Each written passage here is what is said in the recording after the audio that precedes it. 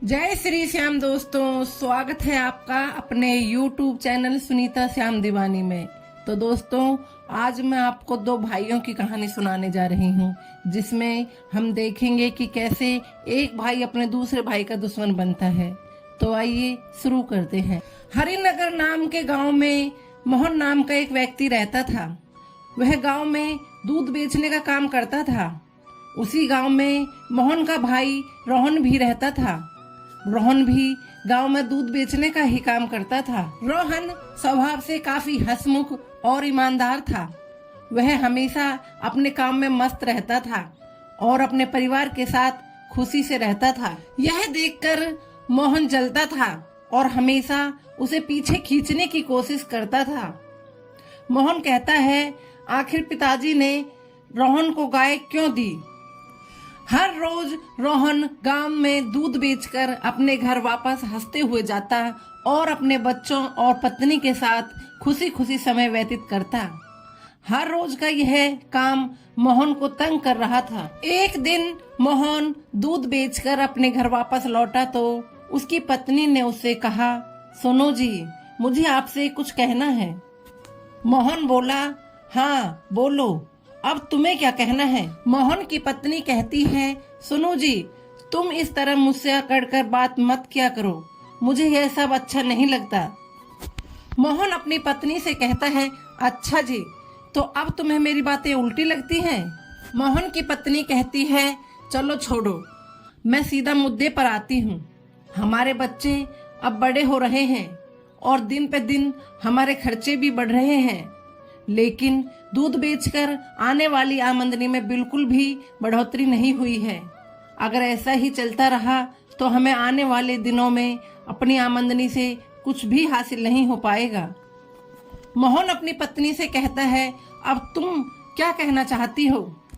मोहन की पत्नी कहती है, मैं यह कह रही थी कि तुम इस दूध बेचने के साथ साथ क्यों न खेती बाड़ी भी कर लिया करो। कम से कम आमदनी बढ़ेगी तो आने वाले खर्चों से भी हम निमट पाएंगे। मोहन अपनी पत्नी से कहता है, नहीं नहीं, इतनी कड़ी धूप में मुझसे खेती बाड़ी नहीं हो पाएगी। रोहन की पत्नी कहती है, अरे क्यों नहीं हो पाएगी? रोहन भैया को देखो, कितनी मेहनत करते हैं और अपने परिवार की हर जरूरत को पूरा करते हैं। मोहन अपनी पत्नी से कहता है, अच्छा, बस यही सुनना बाकी रह गया था। अब तुम भी रोहन के गुणगान किया करो। अगर रोहन इतना ही अच्छा है तो तुम भी उसी के पास चली जाओ। मोहन की पत्नी कहती है, अरे नहीं नहीं, मेरे कहने का वो मतलब नहीं था। रुको, मैं आपके लिए पानी लेकर आती हूँ। यह कहकर मोहन की पत्नी अंदर चली जाती है और मोहन कहता है, आमदनी बढ़ाने के लिए कुछ न कुछ तो करना ही होगा, लेकिन खेती तो मैं नहीं कर सकता। मुझे इसके अलावा कुछ और करना ही होगा जिससे मैं ज्यादा पैसे कमा सकूं। मोहन कुछ समय ऐसे ही सोच विचार करता रहा। कुछ समय बाद उसने कहा, क्यों न मैं घर घर दूध देते जाते हुए उनके घरों से कुछ न कुछ सामान चुरा लूं। इससे थोड़े बहुत पैसे आते रहेंगे और आमदनी भी बढ़ जाएगी। अगले दिन से मोहन जब भी किसी के घर दूध देने जाता तो उनके घरों से कभी बर्तन, कभी खिलौने और घर की छोटी छोटी चीजें चुरा लेता और उन्हें बाजार जाकर बेच आता था। एक दिन मोहन घर पर अकेला बैठा हुआ था। उसने कहा, इन छोटी छोटी चीजों से तो मेरा गुजारा नहीं हो पा रहा है। इन चीजों से तो मात्र 100-200 ही मिल पाते हैं। मुझे कुछ बड़ा ही सोचना होगा। अगले ही दिन मोहन रोहन का पीछा करता है। रोहन एक घर पर दूध देने के लिए जा रहा था। रोहन उस घर के मालिक को दूध देता है। मालिक दूध लेकर कहता है, देखो भैया, जाने कब से हम आपसे दूध ले रहे हैं, कभी भी आपके दूध से कोई भी शिकायत नहीं मिली। यहाँ तक कि बच्चे भी आपके दूध को काफी पसंद करते हैं। एक काम करना, कल के लिए 2 किलो दूध हमारे लिए बचा कर रख लेना। रोहन कहता है, जी साहब, हमारे दूध में कभी भी कोई मिलावट जैसी कोई शिकायत नहीं आएगी, आप निश्चिंत रहिए। यह कहकर रोहन अपनी साइकिल उठाकर घर की ओर जाने लगता है। तभी रास्ते में मोहन खड़ा हुआ मिलता है। रोहन मोहन से कहता है, क्यों भाई, तुम भी दूध देकर ही आ रहे हो क्या? मोहन कहता है, हाँ। रोहन कहता है, अच्छा है, चलो तो फिर साथ साथ घर चलते हैं। वे दोनों भाई पूरे रास्ते में बातचीत करते हुए अपने अपने घर चले जाते हैं। अब घर जाकर मोहन सोचता है कि अगर रोहन का दूध बेचना बंद कर दिया जाए तो रोहन के सभी ग्राहक मुझ पर आ जाएंगे और इससे मेरा दूध बेचने का काम कई गुना हो जाएगा और मैं 2 गुना पैसा कमा पाऊंगा। अगली ही सुबह मोहन जल्दी उठता है, गाय का दूध निकालता है और दूध की बाल्टी को लेकर रोहन के घर में जाकर छिप जाता है। जैसे ही रोहन अपनी गाय का दूध निकालता है और दूध की बाल्टी को घर ले जाता है तो पीछे पीछे मोहन भी घर में घुस जाता है और रोहन की दूध की बाल्टी को अपनी बाल्टी में पलट लेता है। वह आधे दूध को ही अपनी बाल्टी में पलट लेता है और बाकी बचे हुए दूध में पानी मिलाकर पहले मौजूद दूध के बराबर कर देता है। मोहन दबे पांव अपने घर लौट आता है। उस दिन फिर दोनों भाई अपने अपने काम पर निकल जाते हैं और शाम को मोहन रोहन को दूध देते हुए देखता है।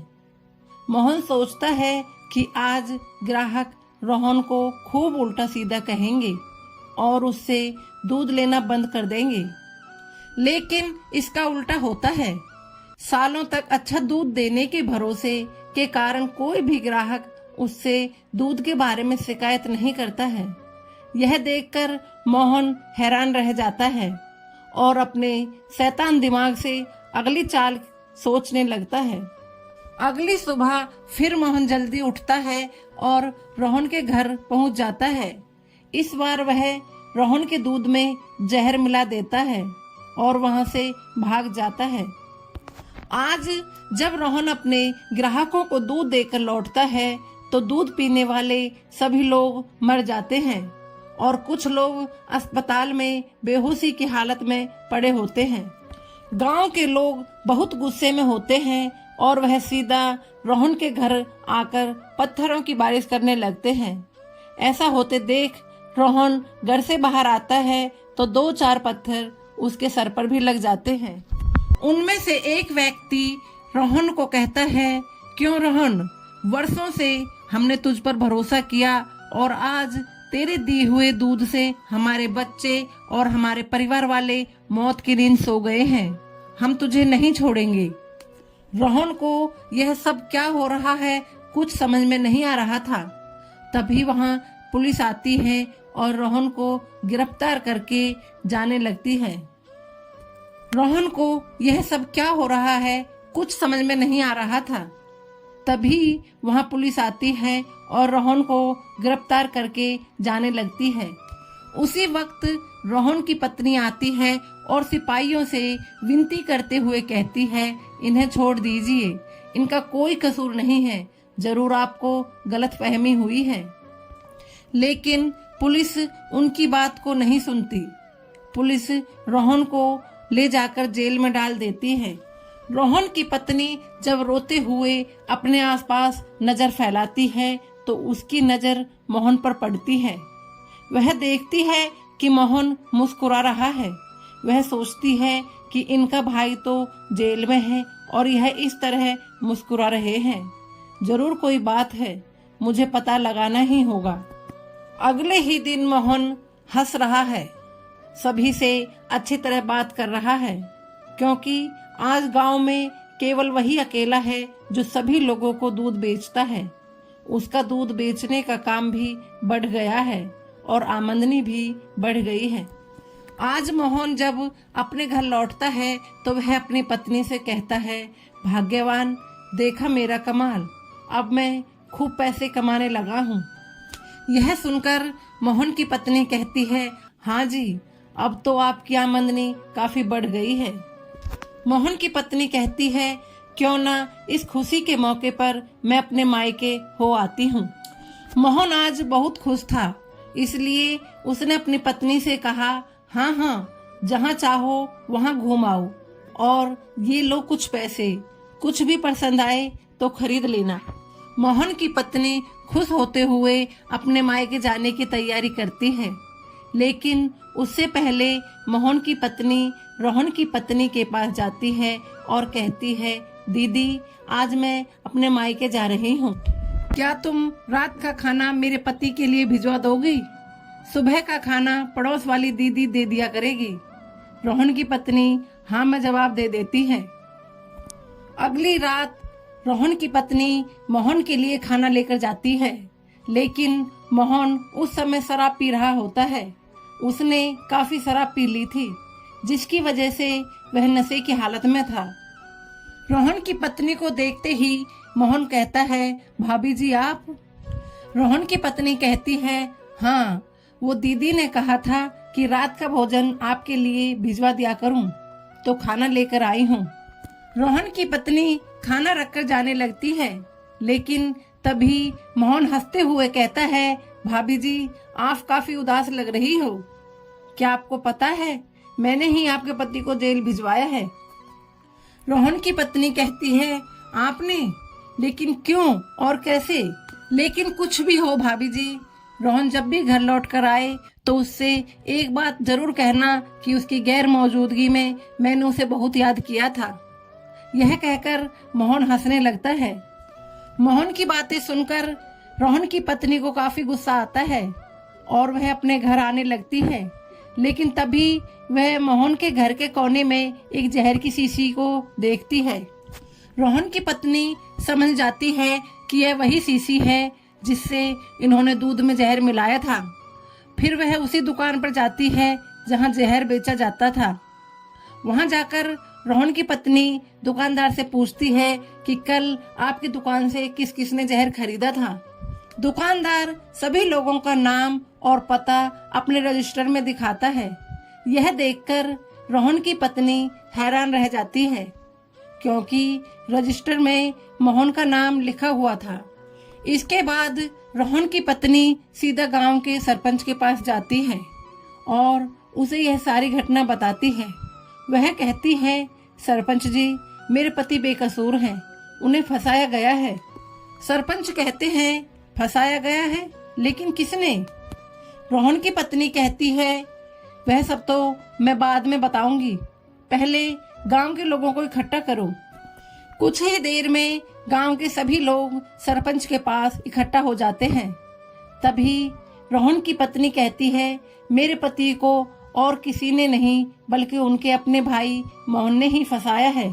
यह सुनकर सभी लोग हैरान रह जाते हैं और कहते हैं, यह तुम क्या बोल रही हो? रोहन की पत्नी अपनी बात को बड़ी ही मजबूती के साथ रखते हुए कहती है, अगर आपको यकीन नहीं होता तो आप इन भाई साहब से पूछ लीजिए। तभी वह दुकानदार सामने आता है जिससे मोहन ने जहर खरीदा था। वह दुकानदार कहता है, हाँ भाई साहब, कल मोहन जी ने ही मुझसे जहर खरीदा था। अब मोहन के पैरों तले जमीन खिसक जाती है। वह अपने बचने का उपाय खोजने लगता है, लेकिन उसका दिमाग काम करना बंद कर देता है। अब मोहन अपने ही जाल में फंस चुका था। सरपंच मोहन को सजा देते हैं और गांव से बाहर कर देते हैं। उसके बाद रोहन की पत्नी सरपंच जी के साथ पुलिस स्टेशन जाकर रोहन को छुड़वा लेती है। उसके बाद रोहन अपने परिवार के साथ खुशी खुशी जीवन जीता है। तो दोस्तों, आपको हमारी ये कहानी कैसी लगी हमें कमेंट करके जरूर बताएं और हमारे चैनल को सब्सक्राइब करना ना भूलें। जय श्री श्याम।